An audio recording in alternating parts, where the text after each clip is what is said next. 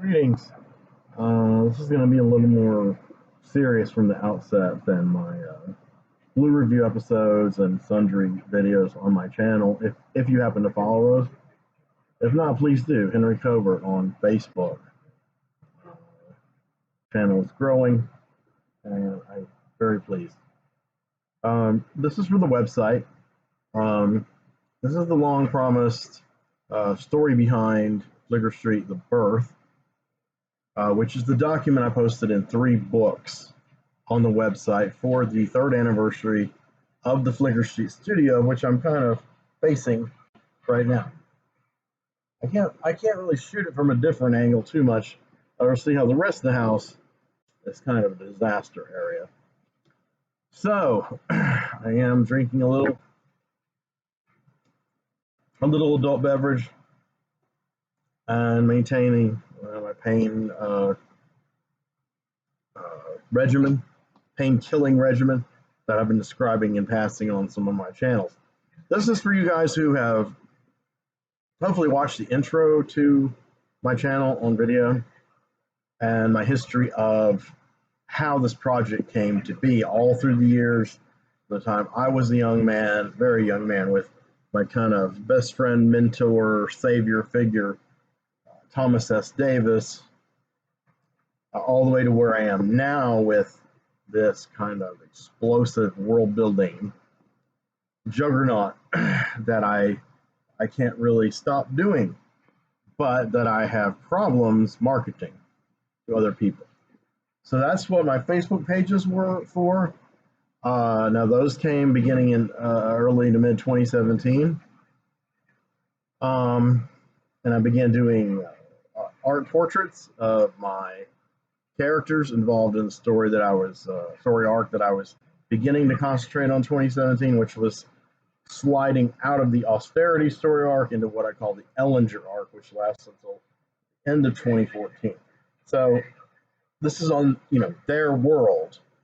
It's an alternate universe kind of take, just like Watchmen, where certain things happen that are beyond the bounds of normal, and it begins to shape society, and things that people think are fiction or just stories, urban legends, are coming true, and puts the human race.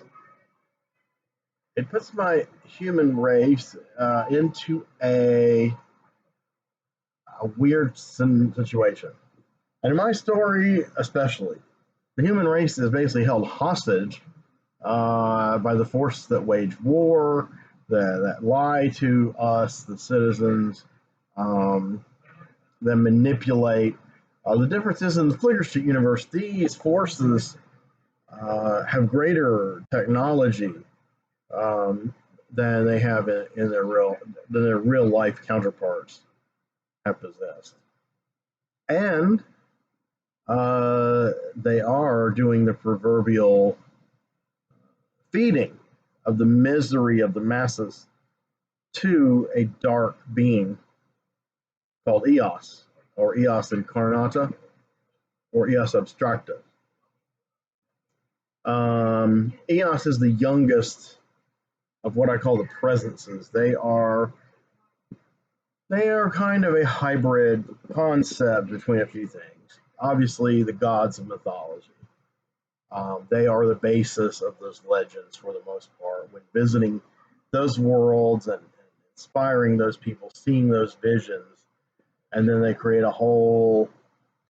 a whole mythology, a whole religion around it. They are also akin to the old ones from H.P. Lovecraft. They are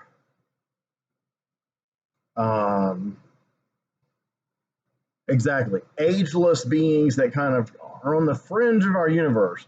They're kind of indifferent to us, and yet, there are ones that can feed on our suffering. I don't know if H.P. Lovecraft's old ones actually took an aggressive stand against mankind.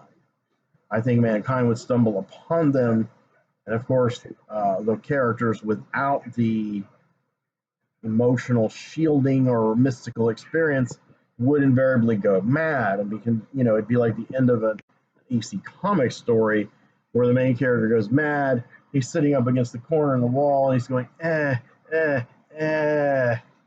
Usually drawn by Graham Ingalls or Jack Davis. Uh, this is a little different. I mean, the sea of presence in reality would probably shock more delicate people into a strange state. But this rarely happens. The presence is rarely touched down on a planet and interact with its citizenry. Now, on Earth, there is an exception or two. There's a being who was originally called a Nemeth, and then he has several names in different pantheons of world mythology.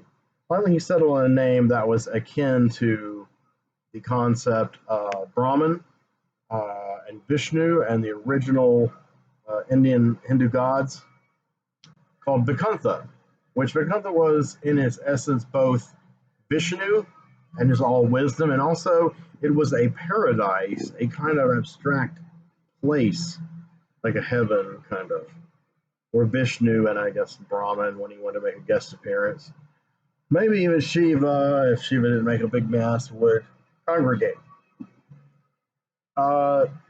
Thus being originally called a Nemeth, was very fond of the Hindus and gradually adopted this Vaikuntha persona. He would appear to them in various states and forms, but his favorite form was that of kind of a semi-wizened, rather emaciated wizard or sorcerer with a third eye, very sharp eyebrows, kind of the Oriental. Back then they called it Oriental. I know that's politically incorrect. Long mustache and beard, and he would have quite a few arms, and each would be signing a particular symbol. Some would mean peace, some would mean utter destruction. And he was very blue in skin and tongue. So basically, this being who eventually settled on the name Vaikuntha, he and his confederates, who were minor presences, or offspring of minor presences with humans or beings of other worlds, these would eventually inspire the lesser gods and demons of various world pantheons. The Mexican death gods are an extremely good example. Quite a lot of them have direct correlation with these beings that Vaikuntha control and spawned over the time he was in and out of Earth exploring. Vaikuntha fell in love with the Earth and its people. He was not fond of the Exodesians, who we cover in the Flicker Street the Birth. But he was very fond of humanity, but also he had kind of a death wish. He felt that humanity itself had a death wish, that it was always building and ultimately it would destroy itself. And that appealed to Vaikuntha. He kind of wanted a cosmic suicide, a heat flash, death of the universe, taking all of humanity and its other sundry creatures with him. So that's some of the cosmic horror background. What I want to talk about exclusively from here on is how did this piece of work, which you guys may or may not have read, which is not wholly canonical to my work, and is kind of a puzzle to be resolved, both in universe and out as you approach it. We're going to talk about how that particular piece came to be and why it is as it is.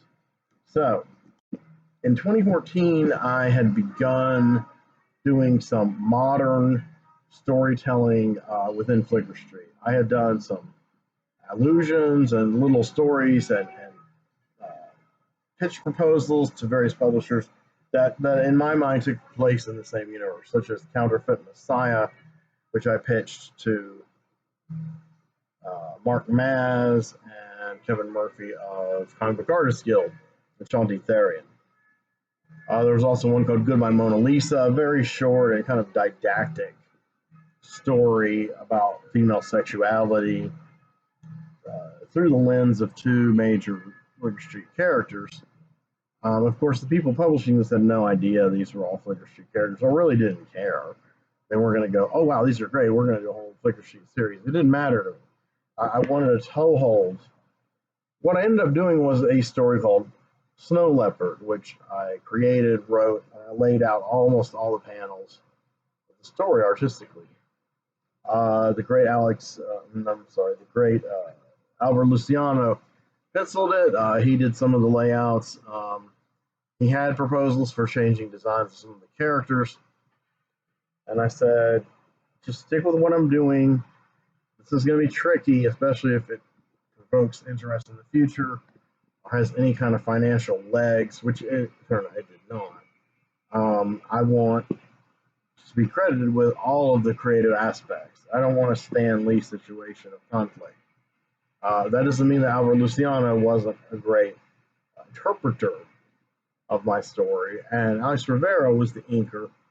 And I think in the long run, Albert has kind of semi-disowned Snow Leopard. I may be wrong, but Alex has embraced our collaboration even very within the last week. And that has made me very, very happy, very pleased, and brings back good memories. So I am trying to, even tonight, pitch Snow Leopard to a really incredible indie comic promoter, just as kind of almost like a resume or a tryout. In case I get Flicker Street to different levels, she may help me promote. She is really an amazing force in the indie comics landscape. We'll talk about her in another video.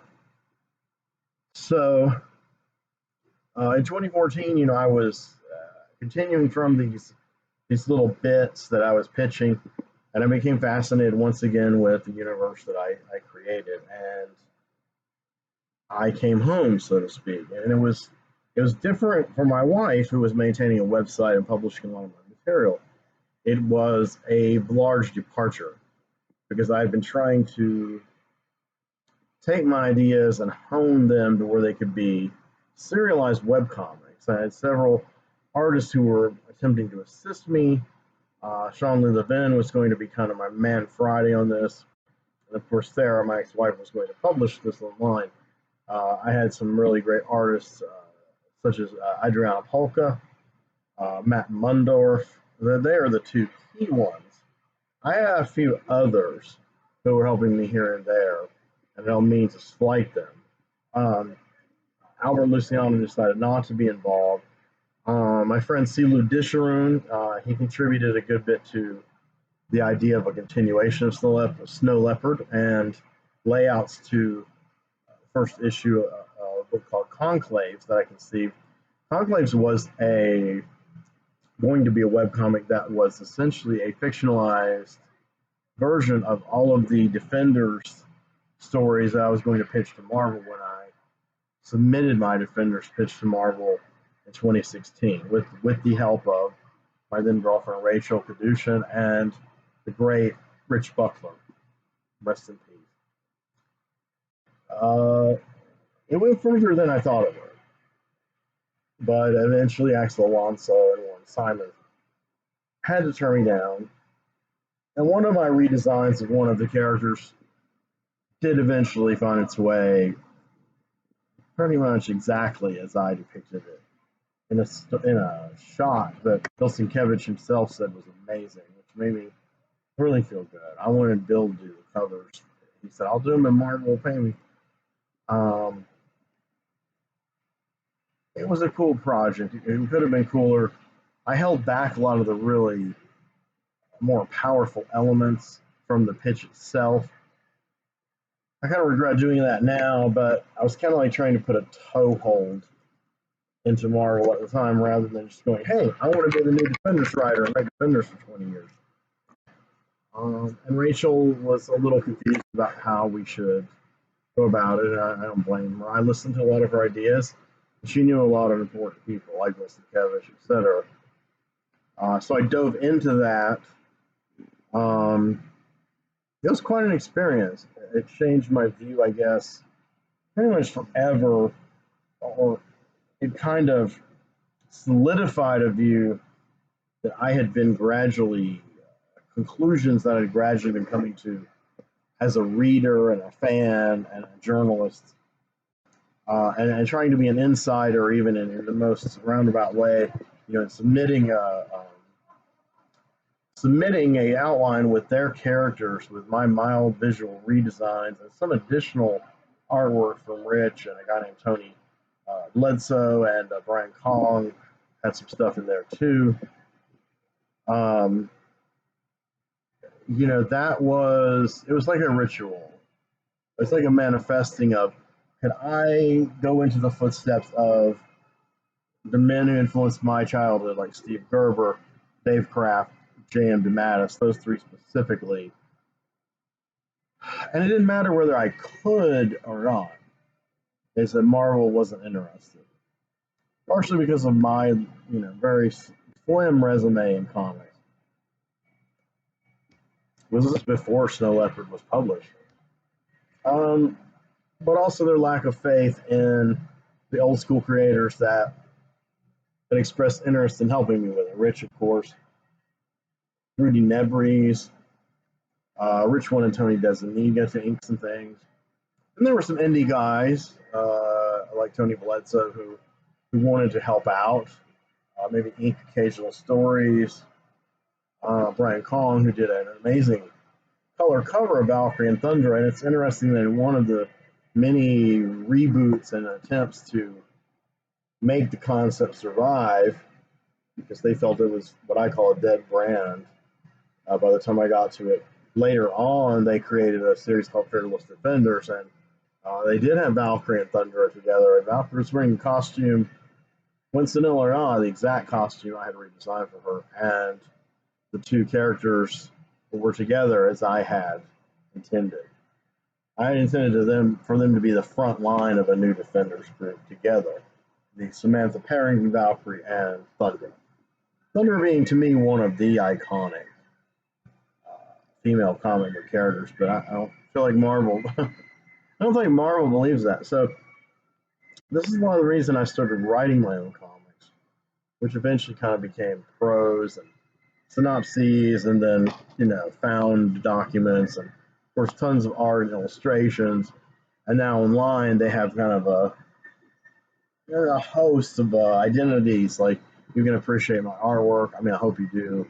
Character portraits. You can read history of characters, and you can read different versions of how this came to be.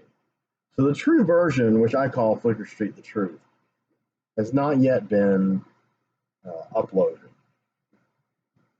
It is basically a massive reworking of this Flicker Street the Bird.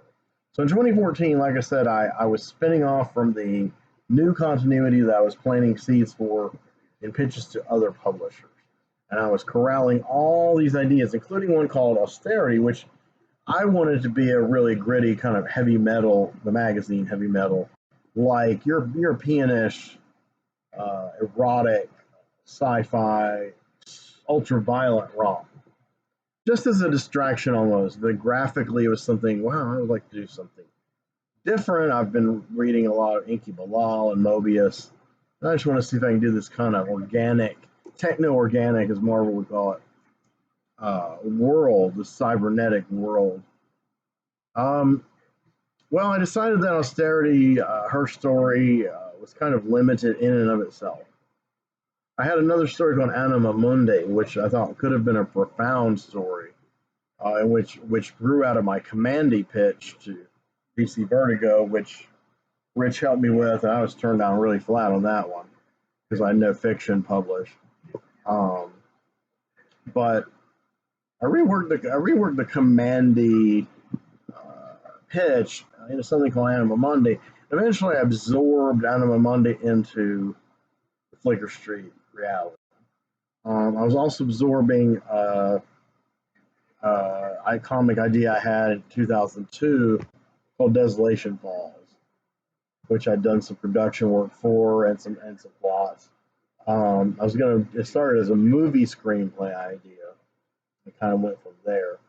Um, and I was gradually absorbing all of this back into kind of my master universe, and I was becoming reacquainted with those characters in the modern day. But I wanted to know what was the cosmology? What was the definitive, I guess, order of events, timeline, saga that led to what I'm writing now, in the current era of their world, 2010s. So I just decided to start with the concept that I've been toying with for years, which was this galactic war between these two races. And I decided to take my more recent styles of writing and experiences in mysticism and define these two races more clearly. And I don't know that I did a very good job in Flicker Street, The Birth. But that's okay, because I have a fall guy for Flicker Street, The Birth. Flicker Street, The Birth, as I have presented upon this website, is a found document, an in-universe document written by a character named Thaddeus Davant. Thaddeus Davant has a flair for the dramatic. A lot of the things in Flicker Street, The Birth, are indeed part of the canon that I've established and now firmly delineated. But then a lot of things are exaggeration and hyperbole. Thaddeus' style is not mine. And herein lies the problem. When I was writing the early chapters of Flicker Street, The Birth, I was going through a period where I was in a lot of physical pain.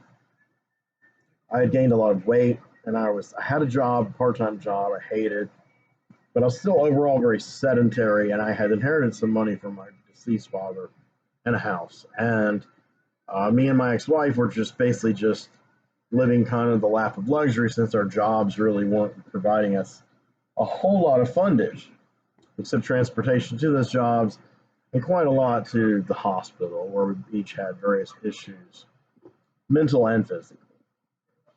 But I was happy then.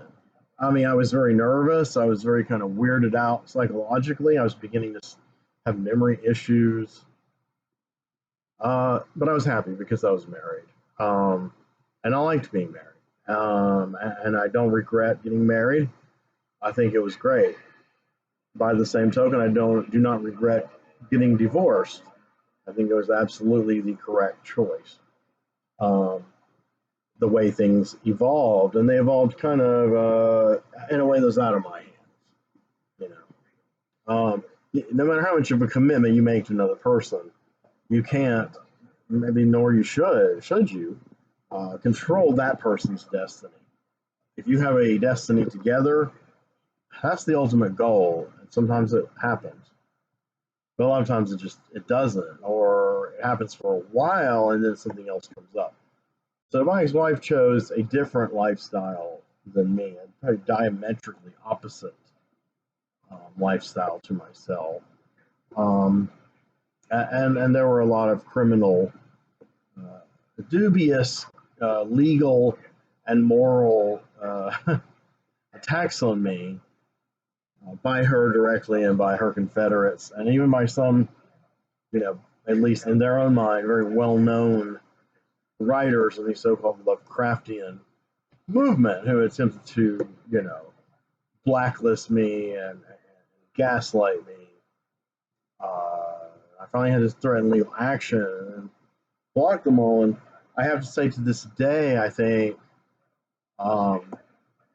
those kind of people are a plague upon the earth. I believe that whole scene is utterly corrupt and incestuous. They write pastiches to Lovecraft, yet then they, batter him with his racism and ignorance in order to present their neoliberal virtue signaling. But they make money off his legacy. So they are the biggest hypocrites. And neoliberals are always incredible hypocrites. Neoconservatives are pretty much just assholes, and you know it. the knife you don't see coming can really hurt you. And that would define people that I'm talking about. They were like a cult. They were like a cult in the story that Lovecraft would write, like the Call of Cthulhu. Their cult was neoliberalism and the Clintons. The Clintons were their patron deities. Regardless of corruption or public opinion or anything real happening around them, they became tribalists to the Democratic Party, and that started to supersede their creative freedoms. And so they had what right wingers started to accuse them of, usually wrongfully, but these people had an agenda, quote unquote, and it was one that was distasteful to me, and I rebelled against it. And the people that rebelled against it that I knew who were writers, including my ex-best friend, I defended them, and I do not regret doing that. And I lost some friends, but they weren't real friends. But I did get some insane attacks, and people got knee deep into my divorce situation because my ex-wife kind of worshipped these people in the house. That's how I knew them. But I didn't really know them. I didn't know what horrible, horrible human beings they are. I can't really describe people like that. I mean, I think if they could harness their evil and accurately record it in their fiction, they'd be onto something. But instead, they're so hackneyed, it's just not going to happen. I mean, they're not particularly interesting, but they are extreme. They are extremists, and not in a good way.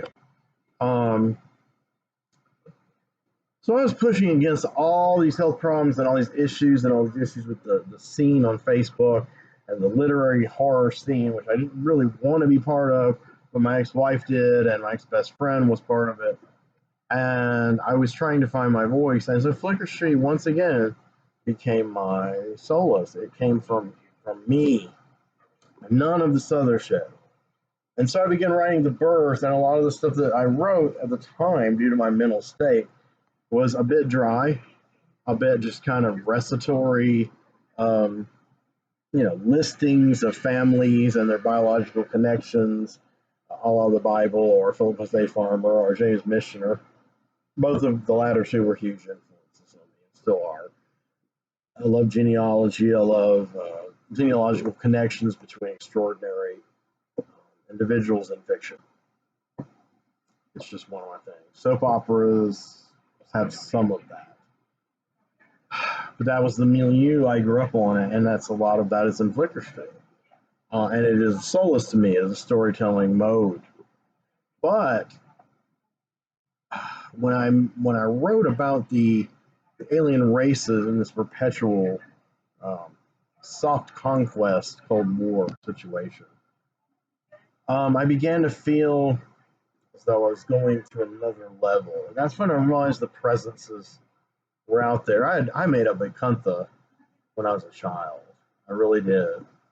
But I didn't realize what he was until about 2014. So that's like over 20 years after I created him. He has been the villain that has been the most in my head because you can't really, for time, you could not really kill him. He would dissemble into different avatars, like the Hindu deities did. And so I would have these mystery characters crop up, and they would be kind of red herrings or cannon fodder for massacres I would occasionally have. And I call them massacres, not always in the story itself, but it's basically a situation where there's unavoidable scale of violence and power being wielded, and people die. Yeah, so it's more like The Boys than it is like fucking Marvel or DC comics or Miracle Man. Those kind of things are shaped me too. Miracle Man had a Watchmen, of course, that's ubiquitous. The Miracle Man had an indelible print on me. And later, Ennis's work, definitely not at the time I read it, but much later it was kind of an influence. Later, more work I liked, but League of Extraordinary Gentlemen stood out, but by that time, I had grown up with the whole pulp character pastiche, Walt Newton family idea, and to see Alan Moore working in it was kind of cool. So in a way, I felt like he was more of a colleague than someone who was introducing me to this world and entertaining me. And then he took it to several other levels that were very abstract, breaking the fourth wall and getting into what a creator does and what a creator is or can be. And when you start to feel, as I've described in other videos, which possibly none of you have ever seen, that's okay. You begin to feel that the stories are being dictated to you, that the characters are living here. William Burroughs once said, "I'll never be alone because I have my characters in my head." And it's very true. The characters dictate what is happening to them.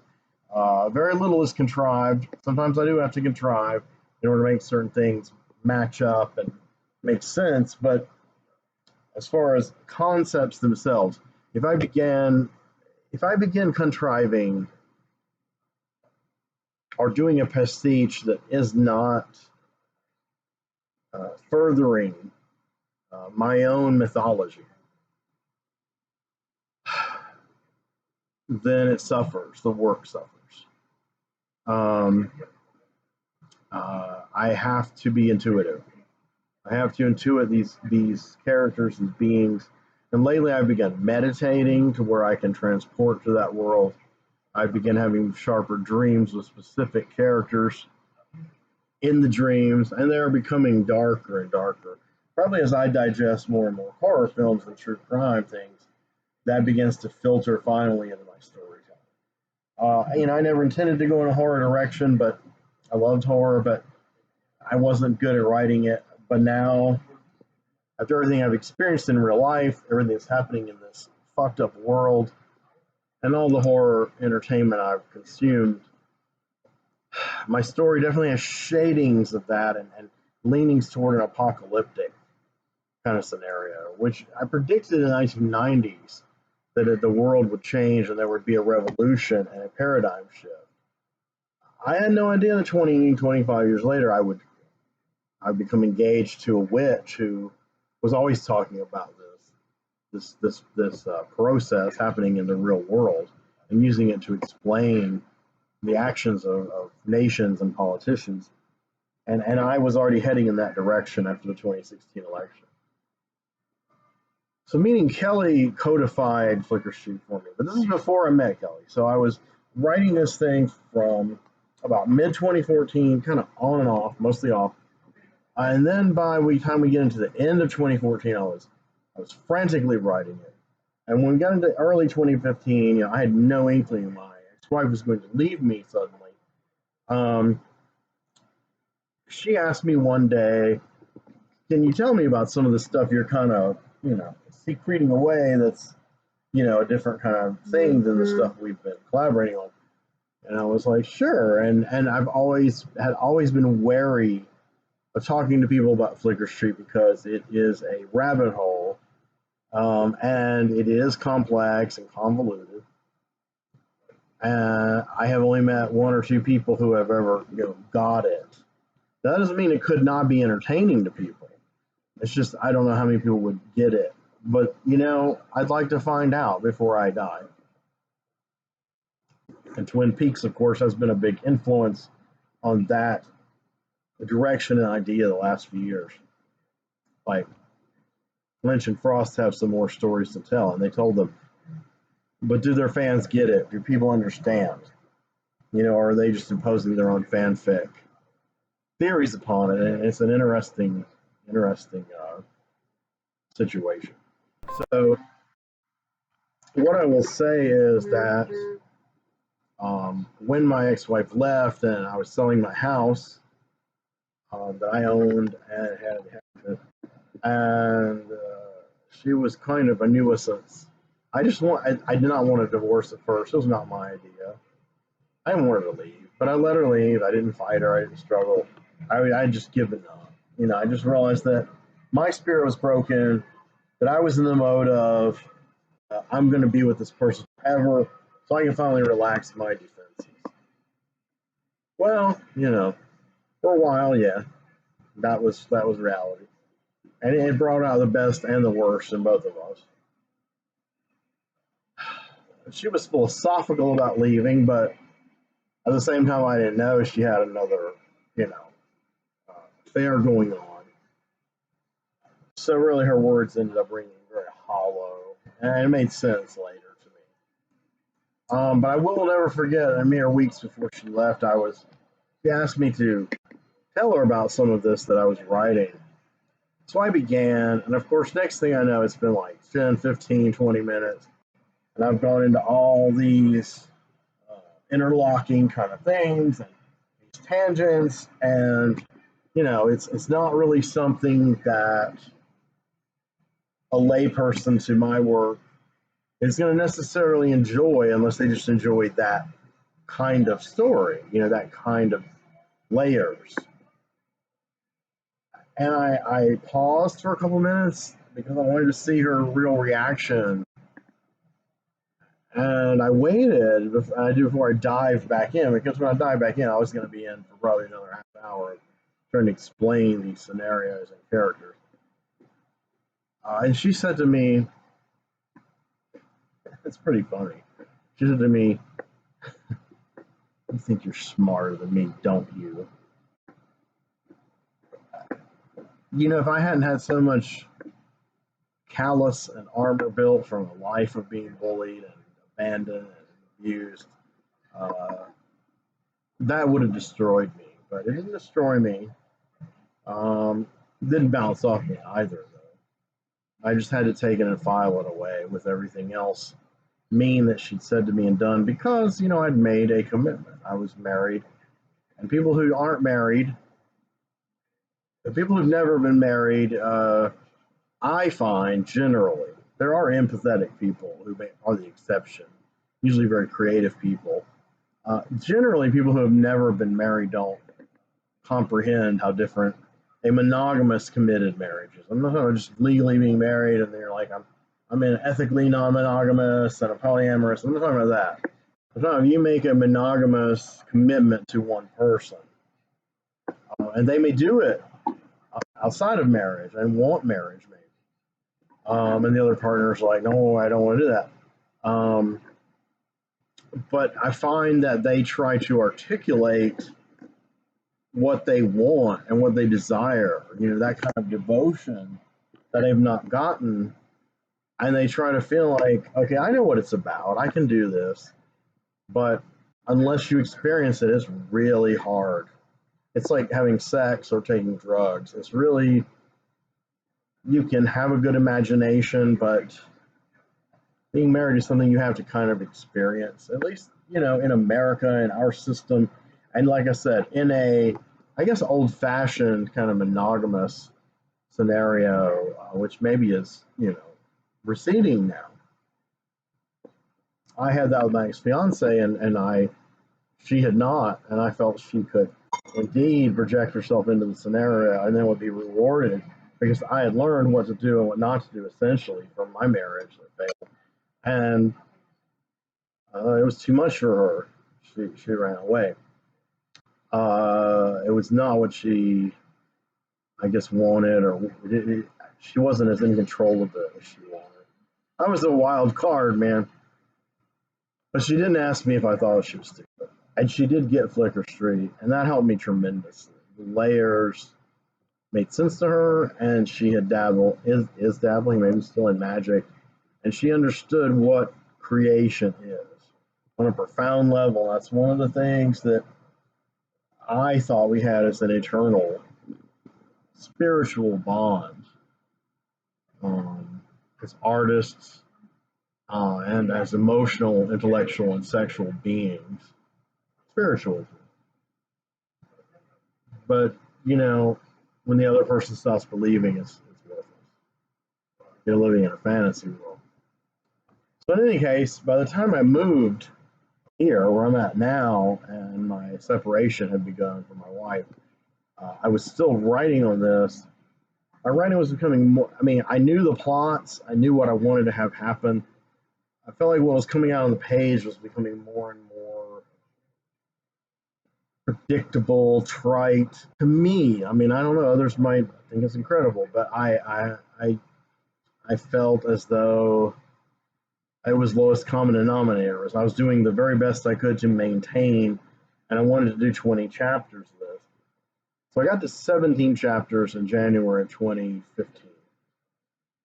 And about a week later, I had a massive nervous breakdown. I ended up in a mental hospital for 2 whole weeks.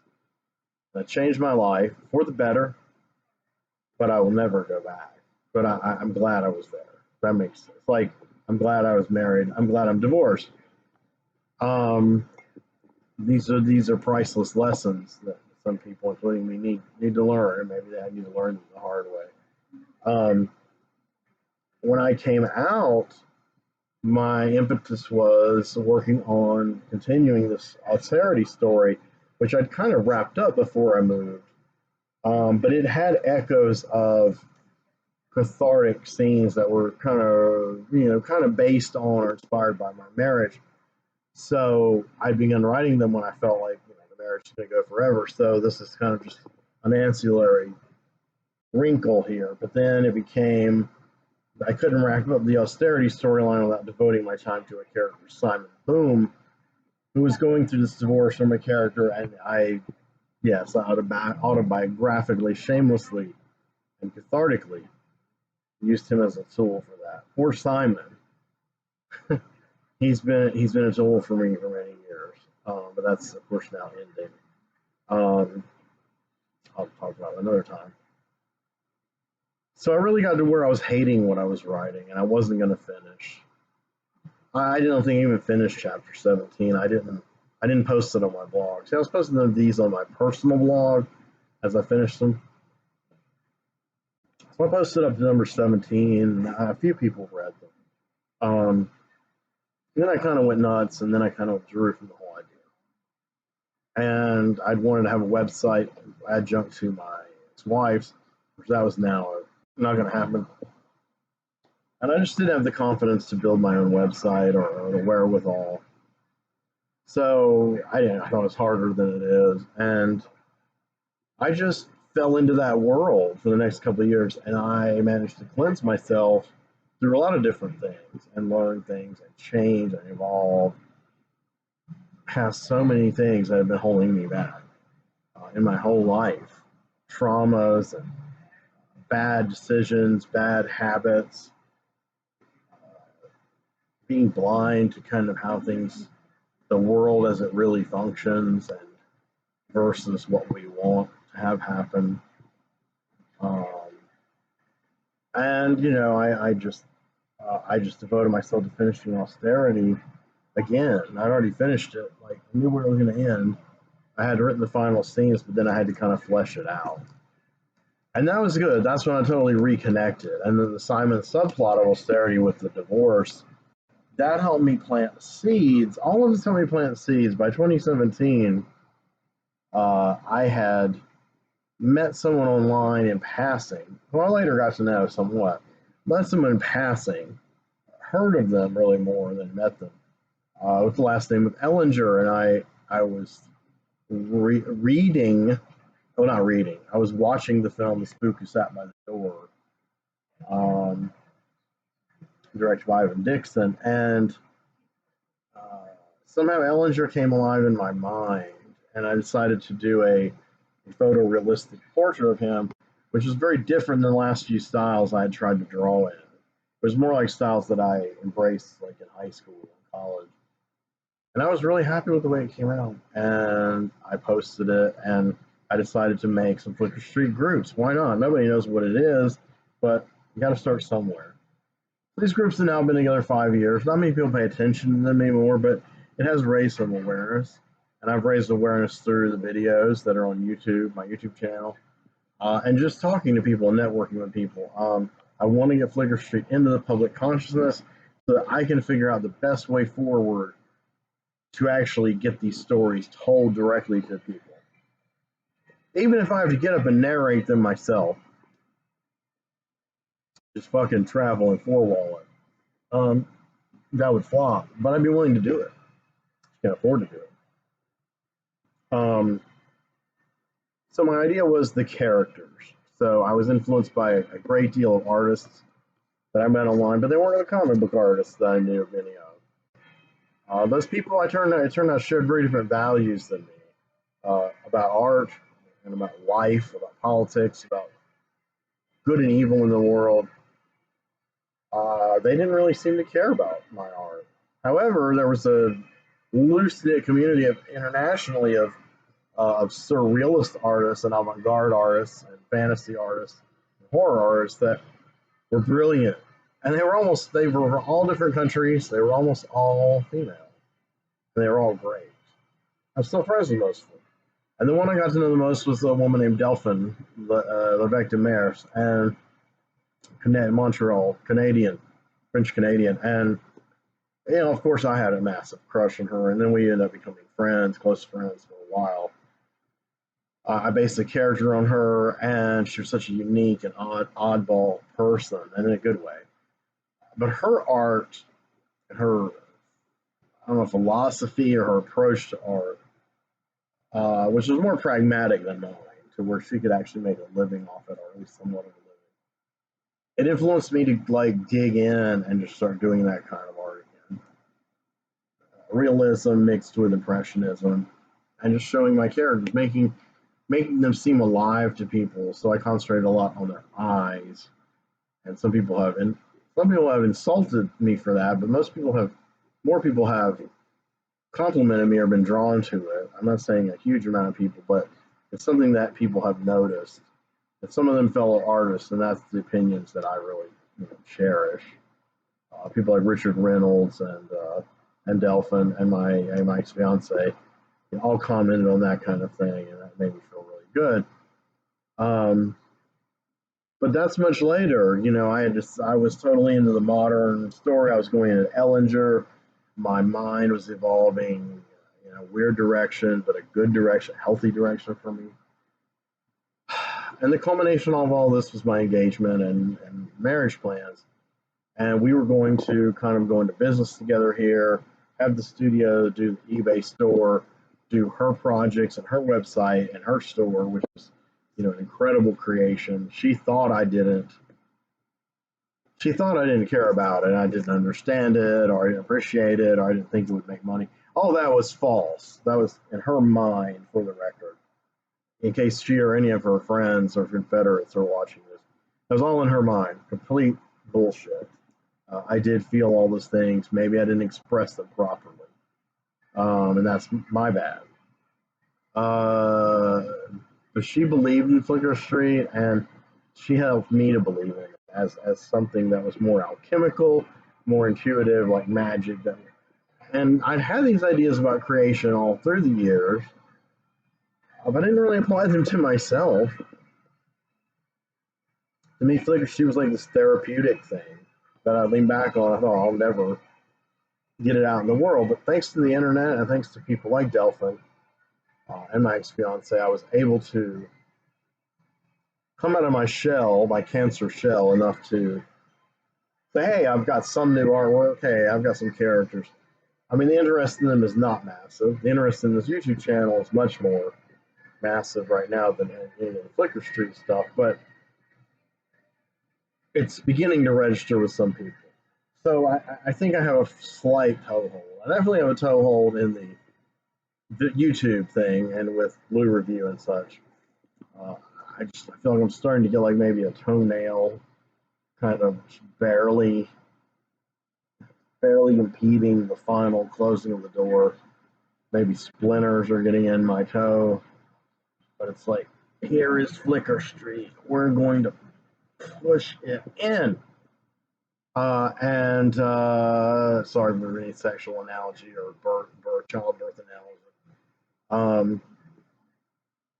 And so that's where I'm at. So I decided that it was in my interest to go back and re-edit all of the quote-unquote embarrassing parts upon hindsight of Flicker Street: The Birth, and I began serializing them on my Facebook pages, Henry Covert's Flicker Street, primarily. And then I later mirrored some on the page called Flicker Street Studio.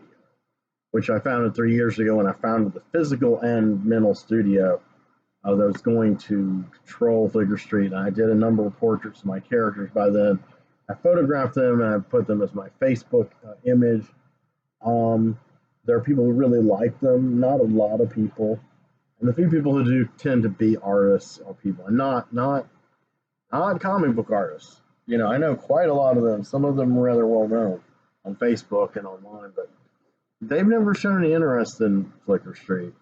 And you know what? I think that's good. That's good. It means I'm kind of on the right path, that I've eschewed those cliches in my storytelling. Yes, I still watch MCU movies. I guess an occasion, listen to that. An occasional Disney movie, occasional DC movie. If it's like Batman, it's not decent. But I don't want to fall into that trap as a visual artist, especially not as a writer. I don't think I ever will as a writer. My stuff is, if you were to air my scripts as a television series on cable, they would have to be okay. And then, they would span a spectrum. An average episode would probably be R rated, as we perceive R now.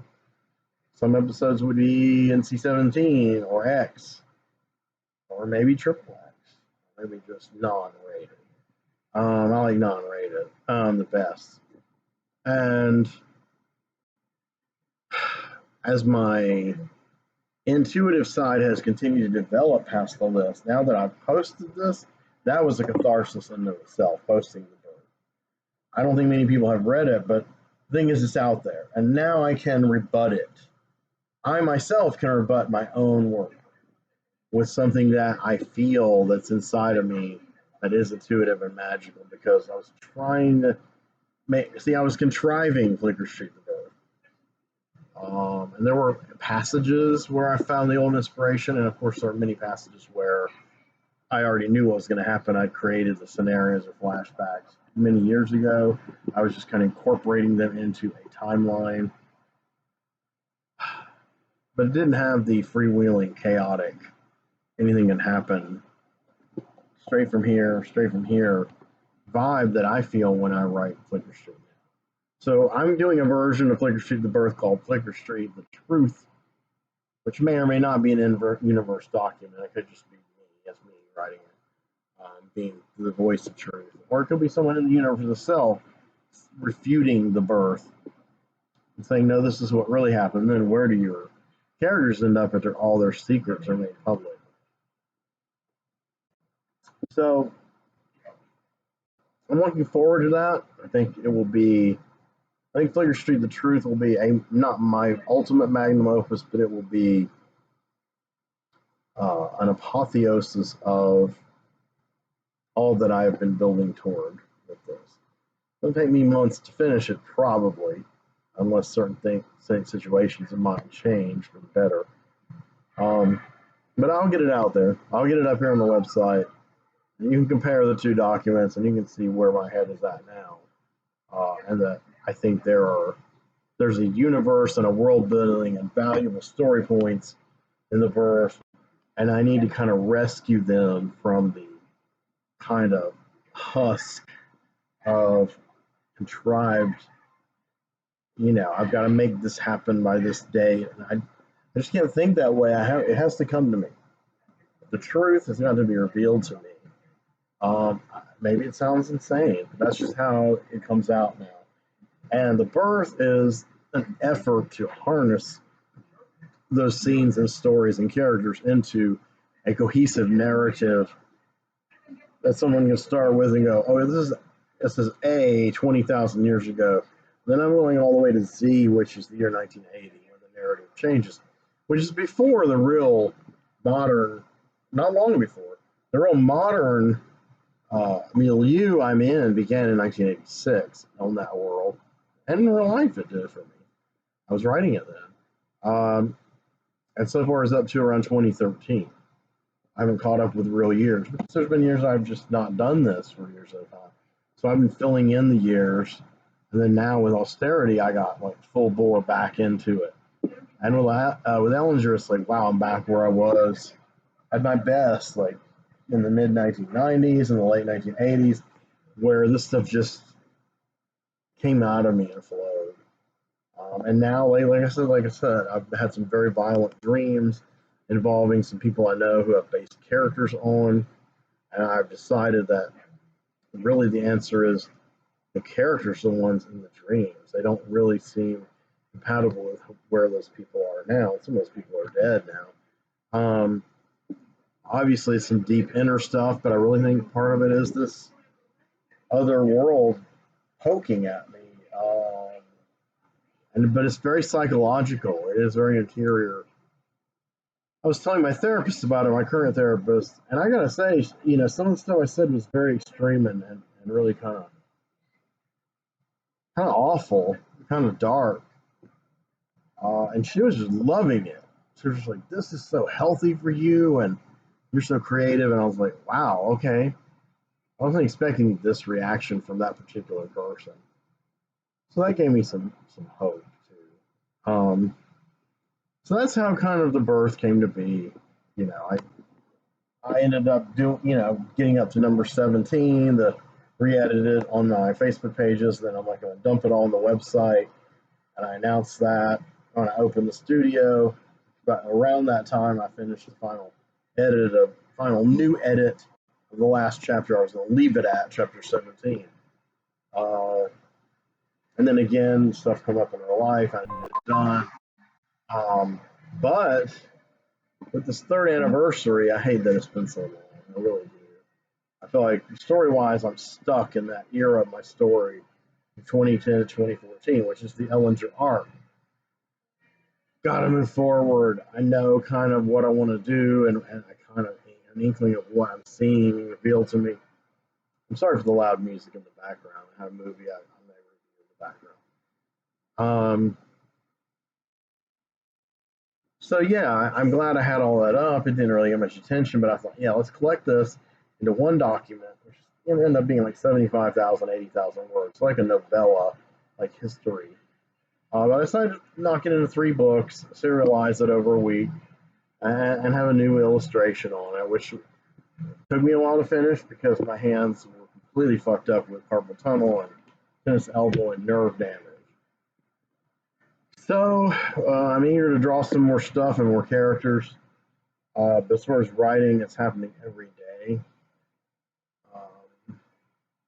Every day I think of new characters, new scenarios, and they invariably tie back right to the Flicker Street milieu.